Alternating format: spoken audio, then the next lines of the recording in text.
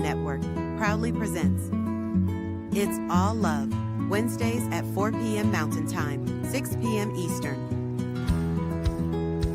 With Laura Mock, Maria Hartman, Wendy Ann, and Lara Brzezinski. It's All Love, a space where we open into the heart, tap into the soul's deep wisdom, and enter into the energy of love, truth, presence, and joy. It's All Love, Wednesdays at 4 p.m. Mountain Time, 6 p.m. Eastern.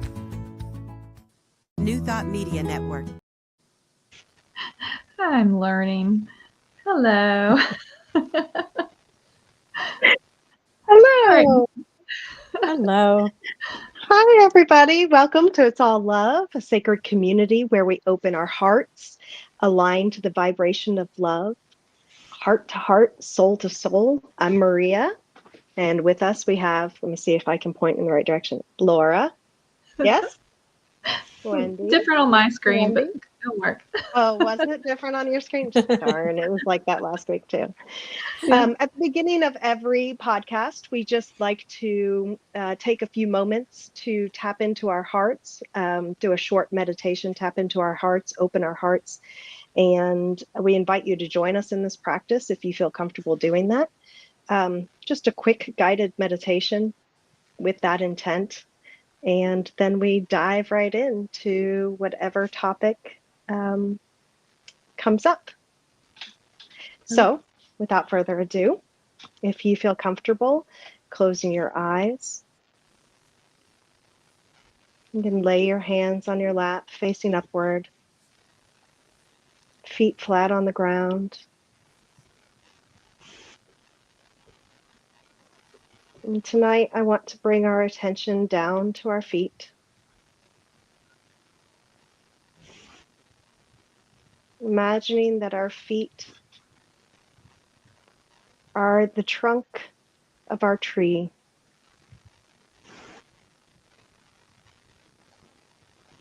And we can feel them connect to the surface of the earth.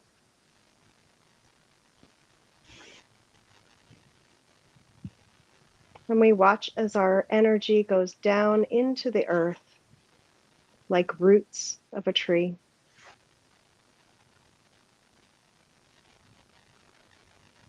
Spreading out, nourishing us with the energy of the earth, with creation and life force that is there for us to tap into. And we pull some of that energy up into our bodies, watching as it nourishes and fills us with love and peace, calm,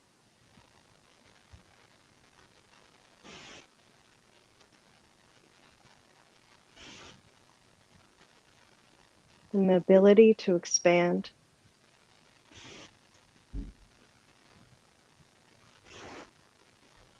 As we breathe in, we bring our attention to our hearts, to our heart centers, knowing that each breath is filling us with love and divine light and healing energy. Every inhale expands this space, and every exhale releases all that no longer serves us.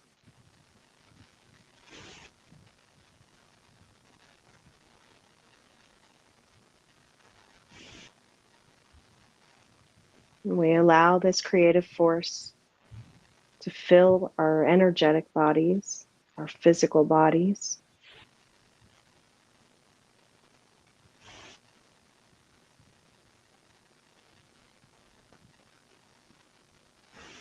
And we ask to connect to our own souls, our own spirit, our own inner wisdom.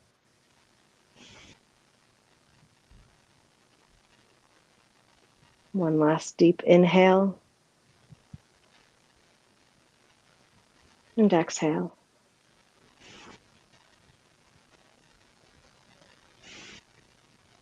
And when you're ready, you can open your eyes. Thank you, Maria. And thank you. So again, I am Laura with the U. Our dear Laura Brzezinski is out of town this week, and so we send her love and gratitude where she is. She'll join us next time. But we invite you to join with us. Come and, of course, part of the introduction is that meditation. The intention is to bring that along with you. We lots of different types of meditations we do, and those are things you can do for yourself. And then what we invite you to do is join us as we have deeper conversations about it's all love, about our journeys, how sometimes they can feel messy, but there's beauty in them all. And so today, again, invite you in to join us. You're welcome to put a question in the comments below.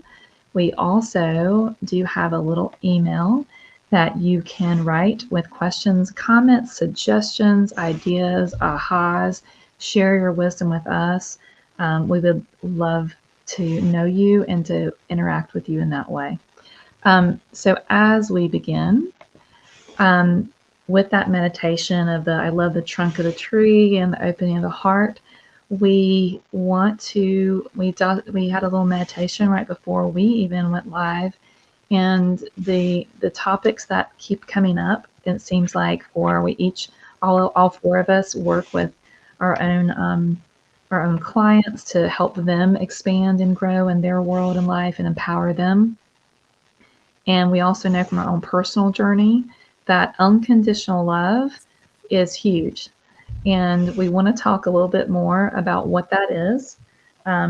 Why it's so important. We can think about it and it sounds like really good and really maybe trendy right now, why it's so important, but like really why? What are the effects of it, both feeling positive and negative at times, and then how we can begin to do that for ourselves. So that is our mission for today's podcast, is all about unconditional love.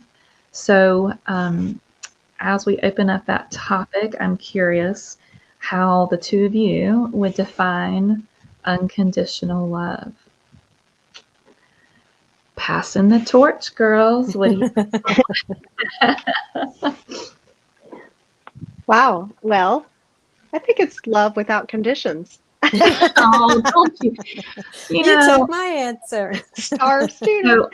All the three of us have all been teachers, and we've all had that kid in the class. Like, you cannot try to use other words beside the words in unconditional love.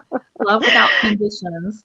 What if we put it in the context of like spiritual, divine, things like that? So how would you define unconditional love? Well, how would you out there define unconditional love? I'd be really curious. Right. It's a lot easier to define the conditions. Yeah. Oh, interesting. Isn't it? Yeah. If you, because that might be more what you're used to. Yeah. You might be more used to the experiences of the conditions. Okay.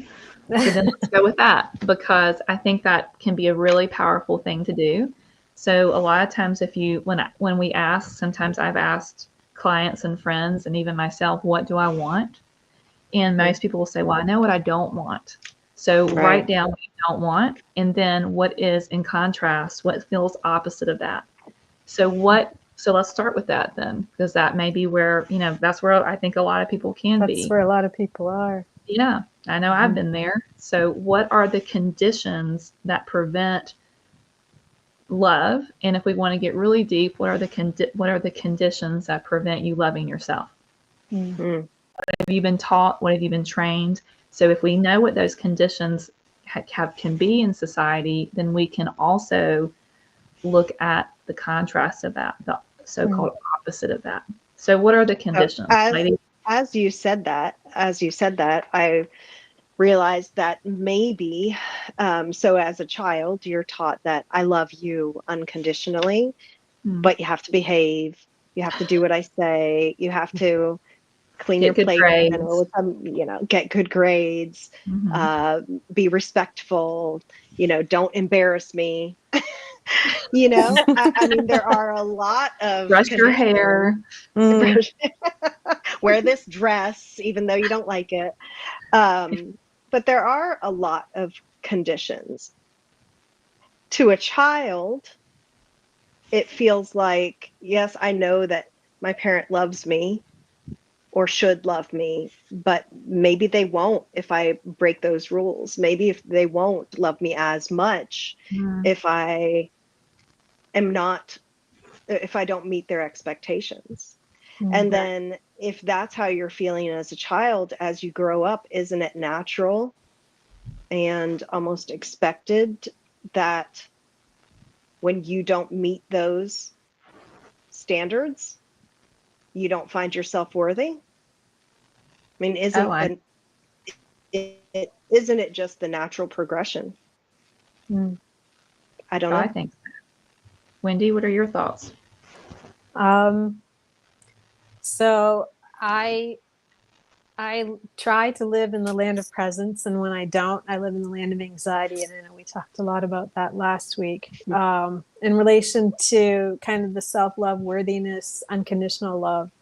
I think a condition that could be placed upon it would be the need for performance, like behaving, as you said, Maria, being the good girl, or kind of masking yourself to blend in or fit in. So you're performing less than who you are, less than your truth, in order to feel accepted, in order to feel that community. And the community is the broader term for that acceptance, whether you're thinking about it just as your family of origin or seeking connections with anybody. And then within yourself, when you are not in self-love, then you're not in community with yourself, and you're not you're doing some level of performance through your thoughts, and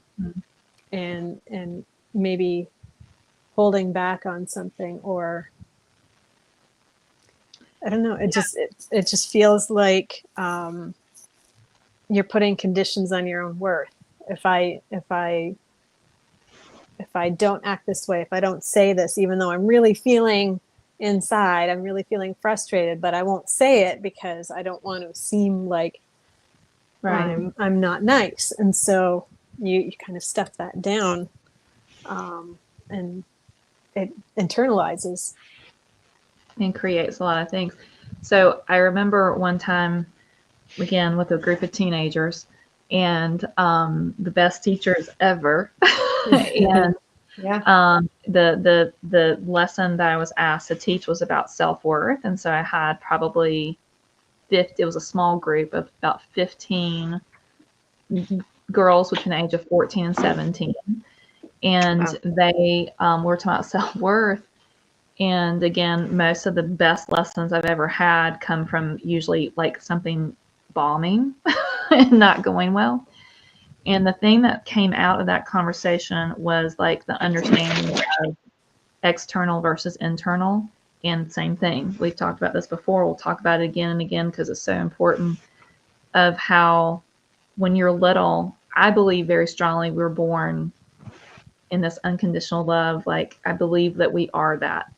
And then the world begins to teach different things with conditions. And so children, like what Maria was saying too, is like when you're young, you're going into school and, innocently and great. And then maybe a teacher or someone else, like, you didn't make an A, you don't get the gold star, you're comparing yourself to other people.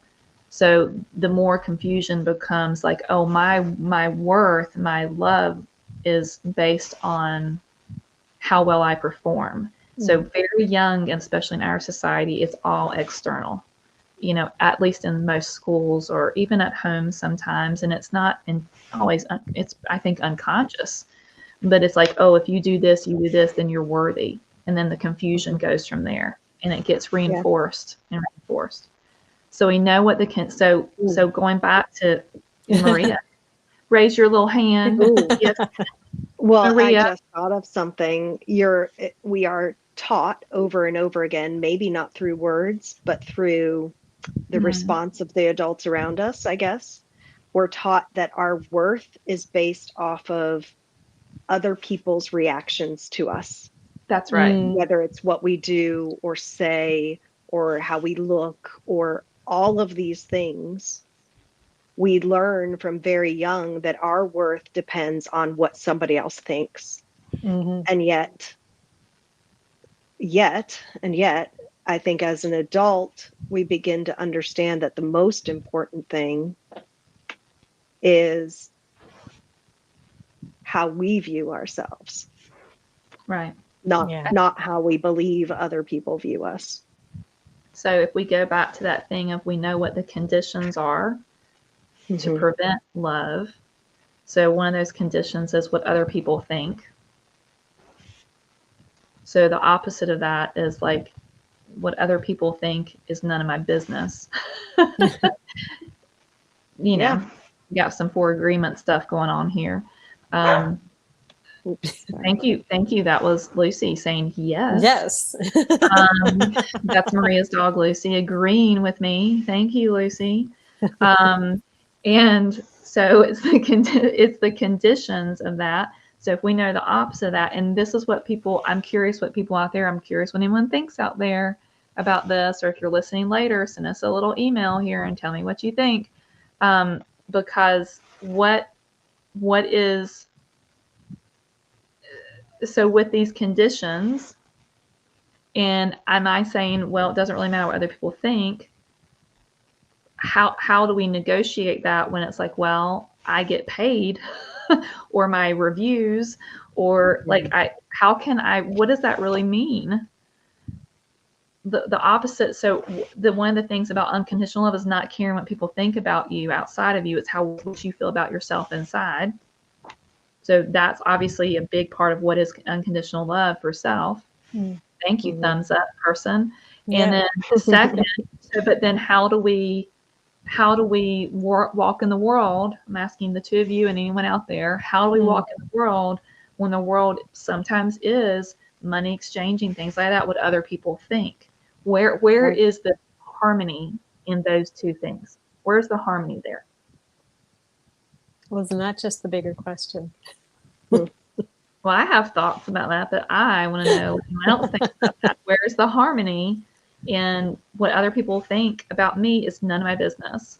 And that's going to affect my self-worth. That's going to affect my ability to love myself. And there are other exchanges in the world where there is like what you're like, I can hear it now. I can hear teenagers, I can hear adults say to me, yeah, but what other people think about me does matter. I'm not going to get paid, or I'm not going to get hired, or I'm not going to have this, or I'm not going to have that. Where is the harmony in that? Can those 2 things be technically true, but can you still have unconditional love for yourself and then recognize feedback in the world? Well, okay. When we do actually have unconditional love for ourselves, when we do have love for ourselves, we exude confidence and an energy of love. If you can love yourself, it's very easy to love others, because who knows better how how many faults that I have. If I can look at myself with all my faults and accept myself as I am, love myself as I am, then it's really easy to not judge the people around me, but more importantly, because that strayed from what your question was, and I apologize. Not really. So when you walk into an interview, the person who truly loves themselves and who exudes confidence, of course, puts out a different energy than a person who walks in and is self-loathing and sees themselves as unworthy, unhireable, Or like, unloved. will you love me? Let me try to make myself lovable and like a good asset for you. And you're putting out desperate energy too. You're not your Yeah, authentic self, right? you're not. Yeah, it's a totally different energy, and people feel that. Whether you come in saying, I'm the best person for, like not from a Yeah. place of ego, but truly love, having that love for yourself and knowing that the right position will come to you, or you will be offered the job for for the right thing at the right time. Yeah. That is of course hard sometimes when you're feeling the pressure, the outside external pressures, but I think I think everything carries that vibration, everything carries that energy, Mm-hmm. and people feel it. It's undeniable. And who would you rather be around? Right. Wendy, thoughts? I think if you are a person who loves themselves unconditionally, then you would naturally have the boundaries around yourself so that if you wouldn't stay in a situation that would cause you harm, that would cause you to feel less than, Less than. that would put you, compare you and your worthiness to somebody else. If you Mm. loved yourself, if we all loved ourselves to that extent, then that would be a situation that we would know, we would feel it wouldn't be aligned, and we would be able to say, this is not the right fit for me. You would love yourself enough to know where it is, where is a good place, where is it safe, where is it enriching, where can I learn, where can I grow from. I feel like you're saying is like, where can I be my authentic self and be in my authentic power? Right. And then I Because if wonder, you're making yourself smaller to be around somebody, then you're not going to be, what are you going to be doing for a living if you go in and they want somebody who can do XYZ. There's my Z. Or and you can only do A, B, C. You're not going to enjoy that anyways, because Yeah. you're not going to be in alignment. You're going to be doing something every day that you're making yourself fit in somewhere. If we're looking at it from a job perspective, you're going to make yourself fit in somewhere that's not really going to bring out what your natural gifts and talents are. Mhm. Mhm. Well, and if you're trying to make yourself more palatable in any way, then and you're not being your authentic self, and you're putting all these conditions on yourself, then what they're being attracted to isn't even you. Right. And Right. then now It's like you've the put yourself in image the that trap of you, always having to be that right. every Yeah. day. Like And I would it is a trap. Mm. That like is a with, perfect description. and think about like if those of you that are listening, and me may feel it now too, like I can really pinpoint to being a teenager and a young adult. And like I definitely, I don't know how to be my authentic self. I didn't know what that word was. But you put on masks and you survive and you do that, and adults do it too. But I remember when you work with teenagers and you see it, and I knew these teenagers from a counseling perspective. So I felt like I knew their authentic self. They were allowed to, they were showing me all their sides. And they would go out there and they put on a mask. And then if they were rejected or there was a friendship thing, I said, they didn't reject you. They don't know who you are. They're Mm-hmm. Yeah. rejecting a false sense of where you thought you had to be to make them happy, to match with them. Right. But then to get back to the idea of what is unconditional love and what is it not, and then how when one of those big pieces, the big key puzzle piece to unconditional love for yourself is not not caring in a cold way. That's not what I'm saying. I'm saying have a healthy detachment from other people's opinions about you and who you are. And the more you, like the ladies were saying, the more you step in your authentic self and find and fall in love with yourself, all of yourself, that means all of yourself, um, then what other people think, it the healthy detachment changes, it releases any kind of like need for other people to make you whole.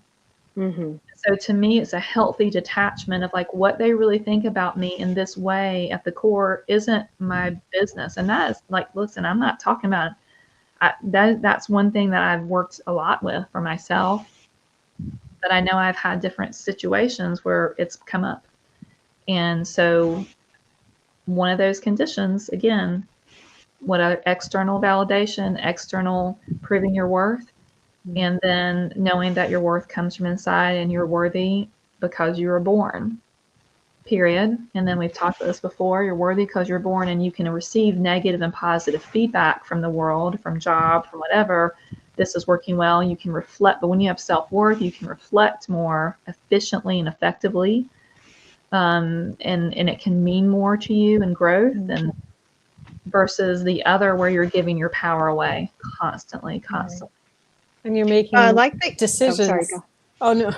You're making decisions based on the performative side of you. Right. You Right. place yourself in situations based on who you want to be perceived as. And I mean, that's just exhausting. It's just got to be so tiring. Yeah, it drains your energy. The more you do it, and it leads to relationships. It leads to who you align yourself with in partnerships. It keeps leading down and down and down the road. It's just how can you possibly keep that up? How can you possibly keep that Right. up? Maria, what were you going to say? I don't remember, but as you were talking, another thing popped into my head. You talk to young people, whether it's teenagers or 20s or sometimes even 30s or whatever, who are seeking a partner in life or just a partner for now.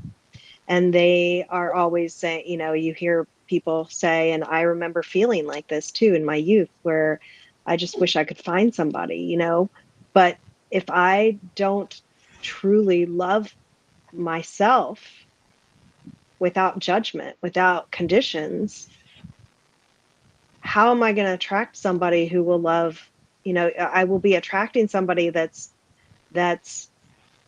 attracted to my masks and not my authentic self. Yes. Authentic self. Yes. Right. Boom. That. So I feel like So we've how do you answered. draw somebody that Right. you want to spend the rest of your life with, that completes you, as they say? But I don't think that's a thing anyway. But Yeah. how do you Yeah. draw somebody to your experience that you could spend years with, let's just say, an infinite amount of time with, if you aren't showing them, if you don't love yourself enough to show them the real you? And I think that's for friendships. I do think it's in work. I think we, to have higher standards in our work environment in that way, to be more collaborative but I think that's everything. And I like when you said they're rejecting your mask. That's huge. So well, I didn't say that. You said that with your well, but you said it better. the teenagers. You said it better, but you said it better because like you said it better. Right. Well, you said they're rejecting your mask, but I'm saying you're also attracting people based on those masks. Yes. Right. Yes. Which is never going to feel, it's going to feel exhausting again. Yeah. And so I feel like when we say what is unconditional love, how would we answer that right now? What is unconditional love? Love without judgment. Okay. Love without judgment. I agree. So if you're having a crappy day or angry or mad or you felt fussy, if you have love for yourself, can you love all of yourself? Even the parts of you that get fussy and grumpy or whatever, can you love all of that person, incorporate it all, instead of detaching, incorporate all those parts, bring them closer to your heart and offer some nurturing, So, okay, so here's what we're going to do, everybody. Talked about unconditional love, and I think in this first half of the conversation, we did talk about why it's important because of all of these things. So we're going to do a little commercial break, And then let's come back and let's talk about more of the hows, how we can show unconditional love. We kind of tease that a little bit here at the end, like how we can do that. Like what, and even out there, if you have something specific, like I can't love myself unconditionally because I've done or said this, and you don't have to get detailed with that. But like, how do you do that when there has been so much, and if you have other people around you that are not offering that, like they're not in that same energy field either, that they're not all this pain around you, and you feel like you're having evidence time and again on why you are not good enough. So let's talk about how we can do that and how we can transmute that after our commercial break. We will be right back. Please help us say thank you to our organizational sponsors, including the Hefferland Foundation, Affiliated New Thought Network, International New Thought Alliance, Science of Mind Archives and Library Foundation, Center for Spiritual Living Denver, Center for Spiritual Living Midtown, New Thought Philadelphia, Planned Happiness Institute, Summit Center for Spiritual Living, One Heart Retreats, Center for Spiritual Living on the Lake, Unity Kitchener, Unity Spiritual Center, Ottawa, Om Center for Spiritual Living, Satya Center, Begin Within Ministries, Center for Spiritual Living North Jersey, Unity of Savannah, and the Center for Spiritual Living Seattle, as well as all of our individual donors. Thank you for being part of the New Thought Media Network. Please like, share, and subscribe. New Thought Media Network, positively inspiring.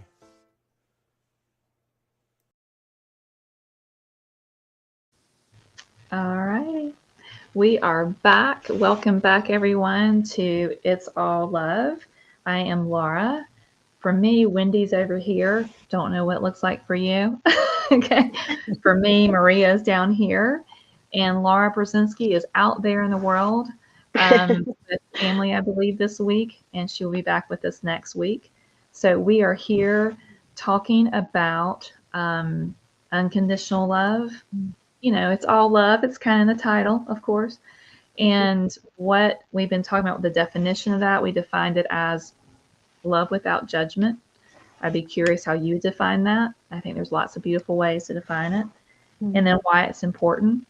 Basically, to sum up our conversation earlier, and girls, tell me if you have another way of summing it up, but I feel like it causes pain.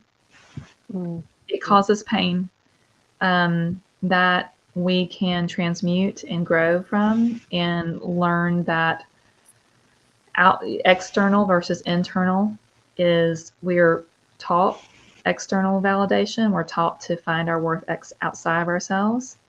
And think about what goes on in the world on a daily basis, what goes on with individuals on a daily basis. Think about the roller coaster of positives and negatives, ups and downs. And so if your value is outside of yourself, you're going to go on that roller coaster every single day. And I personally can speak from experience with that. So, and then we can go back in our childhood. We just see so many ways. We all have lots of reasons why we have conditions or have had conditions on ourselves. And we're saying to you as a collective, as a community, we don't have to suffer like that anymore. It doesn't have to be that way. No matter what you've said, what you've done, what you haven't said, what you haven't done. Those are all effects of probably not loving yourself to begin with. And there's no shame in that, because it's part of what we're here to figure out together. If you shame yourself for not loving yourself, we're just repeating that little cycle again. So now we're going to move into the second half of the conversation of how can we begin? Like, we can look at this, ladies, from like, if this is the first time you're hearing this conversation out there, what is one thing you can take away from this conversation that you can do to offer yourself unconditional love? If you have been on the path, I think it's very interesting. If you've been on a spiritual path for a while and you've hit these little roadblocks, it may seem, what are something you can do? Because a lot of people on the spiritual path say, I know it, but I'm not living it, right? And then let's see what you all think out there. And again, you can interact with us live if you're with us live. If you're not with us live, we have a little email that you can ask questions, see what's on your mind. Tell us what you think. I'm curious. So, ladies, so if this is the first time, which may not be, but let's say this is the first time people have heard, you really are worthy to love yourself, and you've been in a world where that has not been in your environment at all or really understood, or it's been tricky, what is something that helped you all on your journey, or you've helped other people recognize of how can you begin to offer yourself unconditional love? What is one or two things, both practical, maybe even metaphysical? Like what do you all think? I'm curious. Two things. Okay. There are two very important things. And the first one, I'm almost hesitant to say it because just the word sometimes. I'm just going to say it, and then you can help me I'm leaning figure in out more. why. Like, You can help me figure out why I'm so hesitant to say it. Forgive yourself. But now you see why I'm hesitant to say that, because there is judgment in that too. But how do you get, you know what I mean? Yeah. Like if I don't have something to forgive, if you have something to forgive, then there's a judgment that you did something wrong. But learning how to forgive yourself and offering yourself grace. All right. Forgiveness and grace. Forgiveness and grace. I'm gonna circle back to that. So offering yourself forgiveness and grace, because we can keep going. Well, how? You know, how? So be thinking. I'm coming back to you. Wendy, do you have an idea or a thought? For me, it's starting to trust your own voice. And that can be challenging if you're used to performing, if you're used to putting on a show. I have a poem that I can read if it's okay, because it ties too nicely into this about performance, and it's called Circus. Why does it hurt? Why is it so hard? Because you were trained away from your heart base, like the lion in the circus, majestic, leashed, taught to sit on the pedestal and roar on cue, paraded beneath lights that were never the sun, and forced to leap through fire when all you wanted was to stretch beneath the sky and listen to your own breath. You were trained into believing that you must perform a worthy act to receive love. That is why it hurts. It hurts because you are starting to remember that the sound of your voice was not meant for applause or approval. That it is hard because you didn't understand that the ground underneath your feet when you leave the cage and walk away is soft and yielding, and it doesn't demand performance, only presence. You do not have to leap on demand or roar because you have to, only if you want to. Wow. We should say that's one of Wendy's poems, not a poem that you're reading of somebody else. So we don't want to feel like, wow. That's empowerment 101, isn't it? Leaning into your true nature and learning to listen and trust your own voice and not the one that's been trained out of you. And that can include saying no to something, saying no to the relationship that doesn't work, saying no to something that is demanding of your time and energy. There are always ways to say it nicely. There are always ways to empower yourself. But that's, for me, learning your own voice. And then part B would be using it. and not just listening to it in your head and then doing the thing that feels like it's safe, the thing that feels like it's giving you worthiness, the thing that feels like it's giving you acceptance. If if it's not authentic to you, then it's going to hurt you downstream. It's going to affect your health. It's going to affect your relationships because you can't sustain it. So just learning to listen inward. I feel like we could spend a whole hour on the line, and I might not have written it down exactly correctly because you kept reading. You didn't pause for me. But that line, the sound of your voice was not made for applause or approval. Mm. Did I get it right? Yes. Did I get it right? Okay. Yep. I feel like we could dissect that for an entire hour. Maybe we should next time. Yeah. Maybe we should. That's part of loving yourself enough to speak your truth Mm-hmm. and honor yourself through your words. I mean, not from a place of anger necessarily, but from a place of compassion to yourself. And that goes out to others as well. But yeah, I think that's something that a lot of people can relate to. Most people probably can relate to. A lot of people have grown up and continue to live afraid to speak because we lack that unconditional love for ourselves, because we fear that by speaking what's in our heart, that we will lose other people's approval and love. Right. Wow. So, Wendy, that's beautiful. Wendy, that was phenomenal. And I think so going back to what everyone has said, Wendy, with when you're like finding your own voice and trusting it, and then using it. Mm-hmm. So it's like finding your own voice. And I'm curious what you all think. I'm curious what anyone else there thinks. But like when someone says, well, how do I find my own voice? Well, what do you feel? Allow yourself to feel something. Whether it's pretty or not pretty, it doesn't matter. Most of the time when we really feel something very, intensely, it's not very pretty usually. But allowing yourself to feel will help you find your voice, in my opinion. Right. Let yourself feel and then express how you're feeling with someone safe or in a journal, or, there's 4 of us here that this is what we do. We offer safe places for people to express the things that they're sometimes, scared to express. Sometimes we're the first people that they've ever really talked about their true feelings with. And that's what we are here as a community to practice these things. So finding your voice, feeling it. How do you find it? You begin to feel you allow yourself to feel.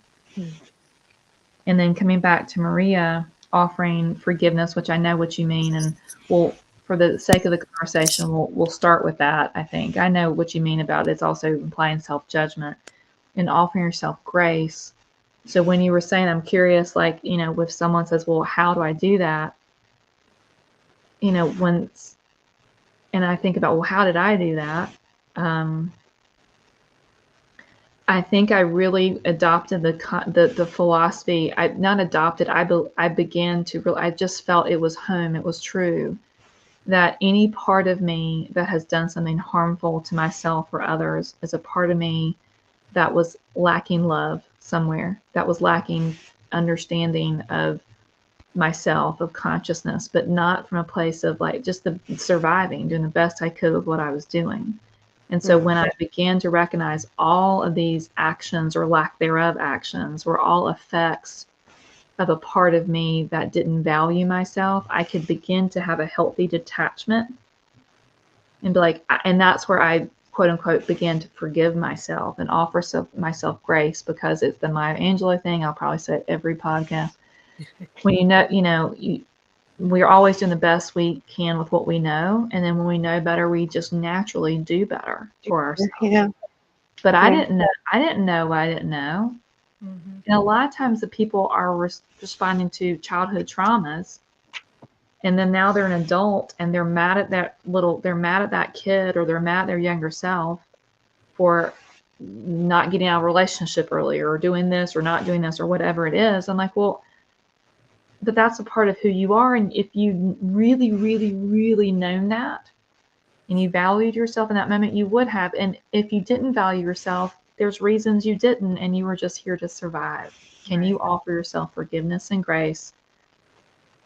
It's like asking a toddler to just walk and run, so like, or a baby to walk when they didn't know that they don't know what they don't know at that time. We don't know. We think we do because you hear all these things, you can intellectualize them, but if you can't allow yourself to feel them, which we don't always feel safe to do, then how is that possible? So that's why I think it's now easy for me to offer grace and forgiveness most of the time for myself, and it's so easy to do that for other people.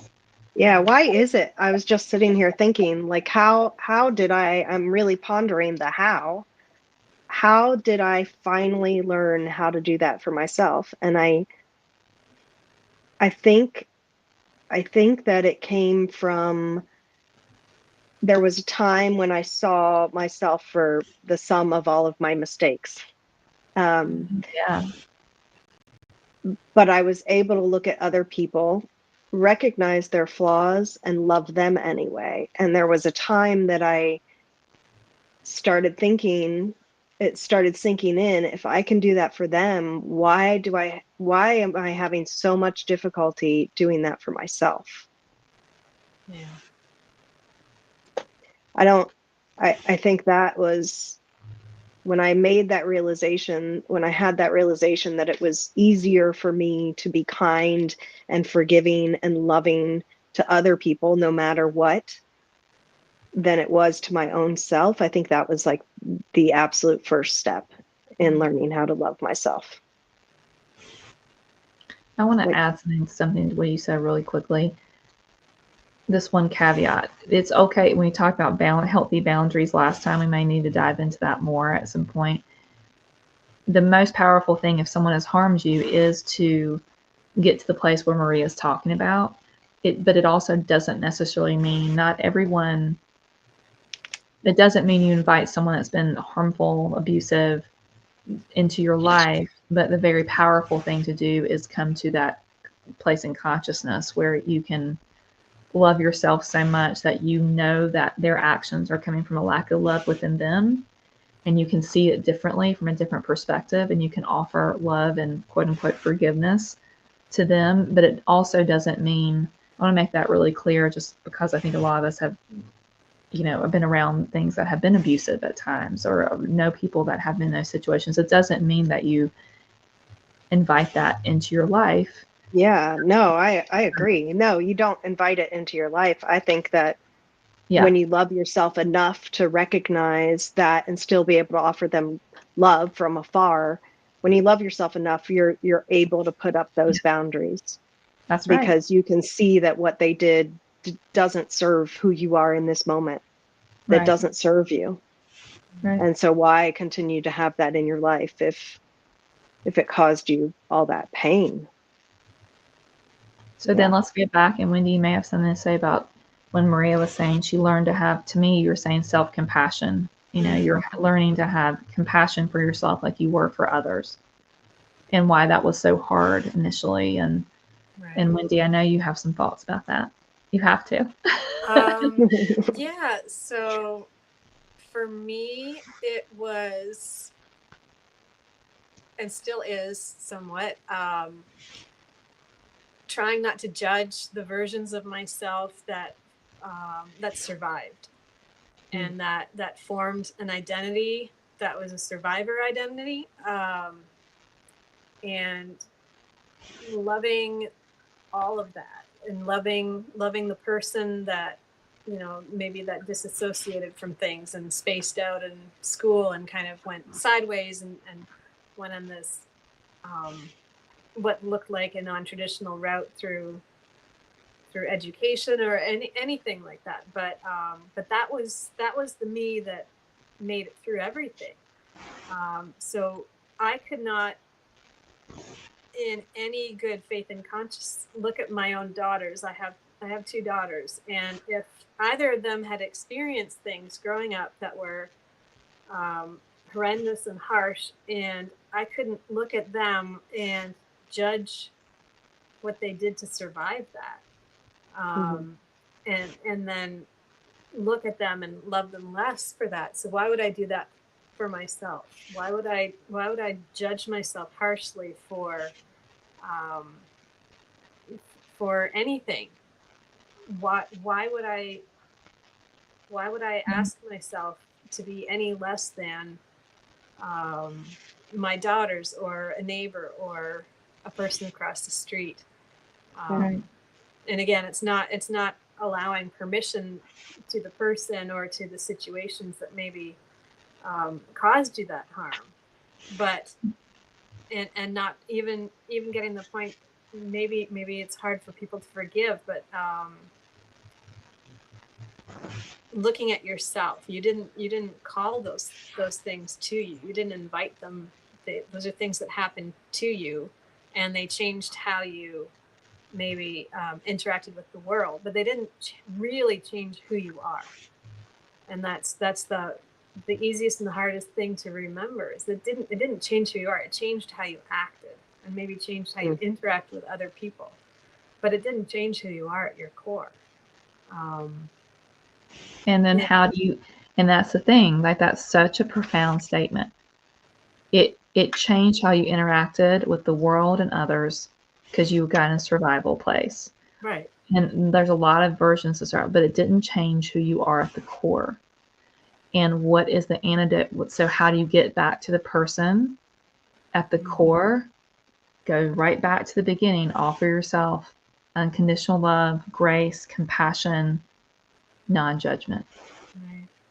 And allow yourself to feel, like you said, because if you don't allow yourself to feel the things that you're feeling, then you're just shoving them back down inside, and then you'll have shame about that, and then it's just a vicious cycle of judging yourself for your feelings, which is right.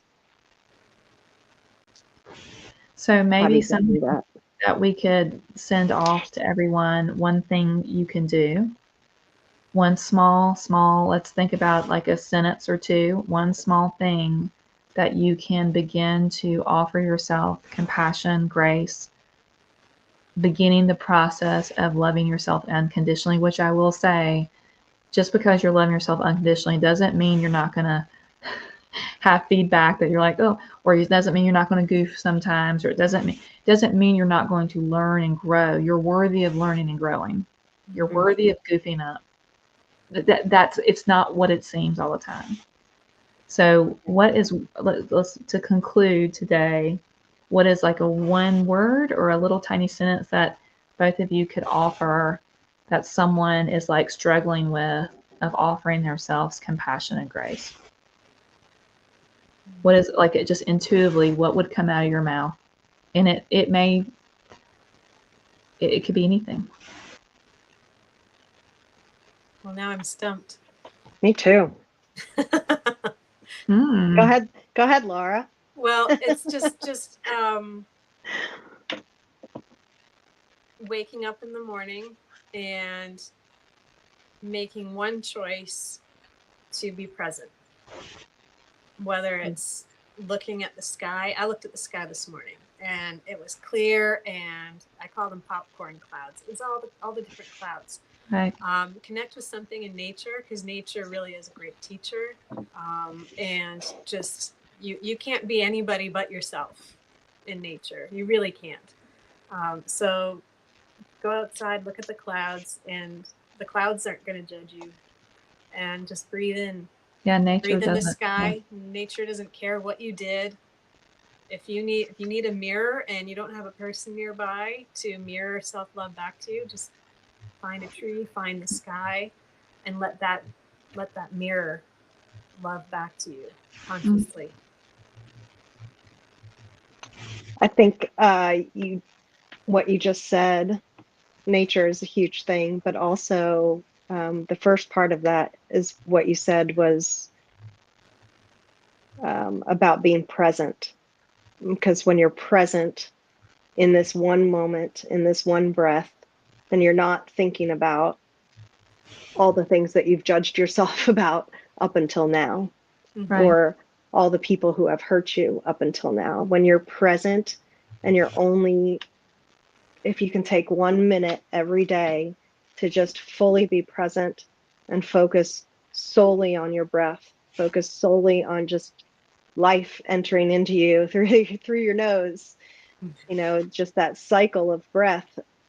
If you could if you could focus on that for 1 minute a day and be present, then you're not beating yourself up for all the things that you could have done differently or should have done differently.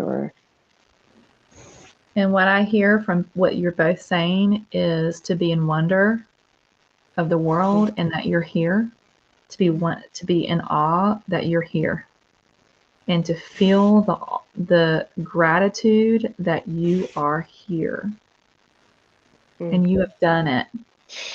You're here and you've done it. So why don't we end with that? Thank you, everybody. Again, the email is here. We'd love to hear from you. And to go back, and we are here every Wednesday, 4 p.m. Mountain Time, 6 p.m. Eastern. Wendy, Maria, and I are on the East Coast over here in North Carolina.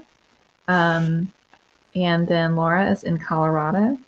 And just to give you a little background, Laura has this beautiful coaching, Radiant Joy Coaching. You can find her there. Please listen to old podcasts as well. You'll see her beautiful face and her blue hair shining bright there. And she's here just to serve. We all are a big community that really believe in you and us and this journey that we're on. We find it so important to offer communities of love and support. So we are part of the Star School. It's the Star School of Inner Wisdom, and it is a community. We are not a business. We're a community. We sometimes offer classes with some, I believe, reasonable exchanges, but they're there to empower you. We see ourselves as all equals in this together. We all are here in this greater consciousness to love and support one another, and that's what we believe in. That's what all four of us believe in. So you can find us there if you're interested. But otherwise, again, feel free to reach out anytime. We are honored to have you here. We value you as a community, and let us know how we can serve you in the future. So with that said, you can find us next time, and we will see you then. Much love, everybody. It's all love. On behalf of everyone at New Thought Media Network, thank you for being a member of our virtual family. Your financial contributions help share the New Thought message with people from around the world. Please visit and contribute at www.ntmedia.org/donate. New Thought Media Network, come be you. And please like, share, and subscribe. Until next time, peace and blessings.